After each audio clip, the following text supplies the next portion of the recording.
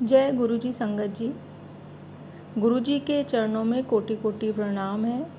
और आज का सत्संग शुरू करने से पहले मैं कुछ शब्द गुरुजी की वडियाई में कहना चाहूँगी। सद्गुरु अर्थात हमारे आदरणीय गुरुजी वास्तव में वह दर्पण है जिसमें देखकर हम सर्वोच्च ज्ञान अर्जित कर सकते हैं। गुरुजी के सामने आपको उनसे विसर्जित होती अपूर्व तेजोमयी आभा का साक्षात्कार होता है। आपको अनुभव होगा कि चाह कर भी आप उनकी ओर अपनी दृष्टि बांध कर नहीं रख सकते हैं। उनकी काया ज्योति का प्रकाश अद्वितीय है और आप उनके सामने क्षीण पड़ जाएंगे। इसके विपरीत गुरुजी मात्र एक क्षण में आपके भीतर छिपी हुई पवित्रता के दर्शन कर लेंगे। जैसे किसी झील में कंकड़ फेंकने पर उसके जल की सतह को छूते ही उसके केंद्र बिंदु से किनारे की ओर बढ़ते हुए संकेंद्रित चक्र बनते हैं और वहाँ से ऊर्जा सब ओर फैलती है, उसी प्रकार गुरुजी से शक्ति का विसर्जन होता है। किंतु ये शक्ति केवल उन्हीं भक्तों को मिल पाती है जिनका वह इसको अधिकारी समझते हैं। उनका कहा हुआ प्रत्येक शब्द आपके लिए एक ऐसा आदेश है जिसकी अवहेलना आप कदापि भी नहीं कर सकते हैं। गुरु ब्रह्मा गुरु विष्णु गुरु देवो महेश्वरा गुरु साक्षात पार ब्रह्मा तस्मै श्री गुरुवे नमः। जय गुरु जी। आज का सत्संग अब हम शुरू करते हैं। जय गुरु जी संगत जी। आज जो मैं आपके साथ सत्संग शेयर करने जा रही हूँ, ये बुक लाइट ऑफ डिविनिटी से लिया गया है और ये जनसंपर्क अधिकारी अचल पाल जी का सत्संग है।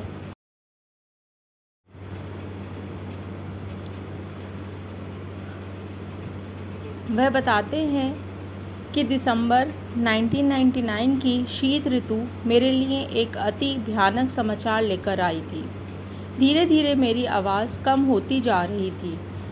थोड़े से शब्दों के उच्चारण के लिए भी मुझे विशेष प्रयास करना पड़ रहा था। कर्ण, नासिका और कंठ विशेषज्ञ से मिलने के पश्चात ये लग रहा था कि दिल्ली की ये शीत ऋतु और धुंध निरानंद होते हुए और ही प्रतिकूल होने वाली थी। विस्तृत जांच पड़ताल के बाद विशेषज्ञों ने शल्य क्रिया का परामर्श दिया, जो सर गंगाराम चिकित्सालय में कराई गई। मेरी बायोप्सी का परिणाम आने पर हमारी आशंका की पुष्टि हो गई। कंठ में मेरी सूजन असाध्य प्राणघातक कर्कट रोग बन चुका था। जब मेरी वाणी विकृत होने लगी, उसके मात्र 2 मास पश्चात मैं जैसे नर्क में पहुंच गया था। इसका कारण समझ पाने में असमर्थ था। मैं सिगरेट, मद, तंबाकू या पान का सेवन नहीं करता था, पर ईश्वर ही पालक है। अपनी शल्य क्रिया के पश्चात 3 सप्ताह के विश्राम काल में, जिसमें मुझे कुछ भी बोलने की मनाही थी, मैं गुरुजी की शरण में रहा। मैं और मेरी पत्नी, हम दोनों गुरुजी के पास मेरी दुर्दशा की अवस्था में पहुँचे थे, किंतु उससे पहले एक और परीक्षा देनी थी। चिकित्सालय से आने के बाद 5वें दिन मेरी गुरुजी के पास जाने की अटूट अभिलाषा जागृत हुई। संयोग से उस दिन अत्यधिक वर्षा हो रही थी। मेरे परिवार के सदस्यों ने मुझे किसी और दिन जाने की सलाह दी, पर मैं नहीं माना। मेरा मन पक्का हो चुका था। मेरे अंदर उसी दिन जाने की आवाज़ उठ रही थी। एम्पायर स्टेट से गुरुजी के स्थान तक चलते हुए एक अद्भुत सुख का आभास हुआ। गुरुजी अपने रंगीन लंबे लबादे में अपने स्थान पर आसीन थे। हमारा परिचय करवा कर हमें राजसिक रक्तिमकालीन पर आसन ग्रहण करने को कहा गया। गुरबानी के पवित्र शब्द वातावरण में रस घोलकर उसे और मधुमय कर रहे थे। एक स्नेहमय किंतु ओजस्वी ऊर्जा पूरे कमरे में फैली हुई थी। कुछ समय पश्चात चाय प्रसाद वितरित हुआ। उसके एकदम बाद गुरुजी ने हमें बुलाया और मेरी घबराई हुई पत्नी को कहा, जा तेरे हस्बैंड नू 50% ठीक कर दिता, टेस्ट फिर करा ले। उस समय विश्वास करना सरल नहीं था कि वह असाध्य रोग ठीक हो गया, पर हमने गुरुजी की सलाह मानी। बायोप्सी की शेष 4 स्लाइड में से 2 एम्स में दी और 2 मुंबई स्थित टाटा संस्थान में भेजी। एक सप्ताह पश्चात परिणाम आने पर हम पुनः एम्पायर स्टेट गए। हमारे प्रवेश करते ही गुरुजी मुस्कुराए और बोले, क्यों डॉक्टर कंफ्यूज हो गए? ये तथ्य था।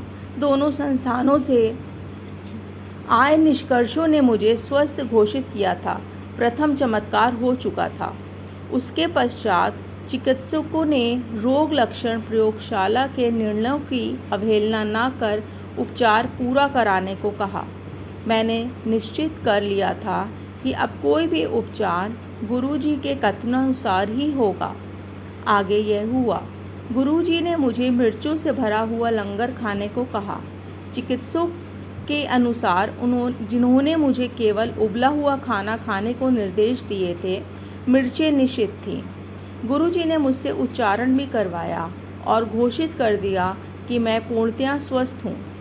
गुरुजी के परामर्श पर मैं विकिरण चिकित्सा करवाता रहा, परंतु मुझ पर कोई दुष्प्रभाव नहीं पड़ा। मुझे कभी कोई उबकाई नहीं हुई। मेरा हीमोग्लोबिन सदा सामान्य से ऊपर रहा।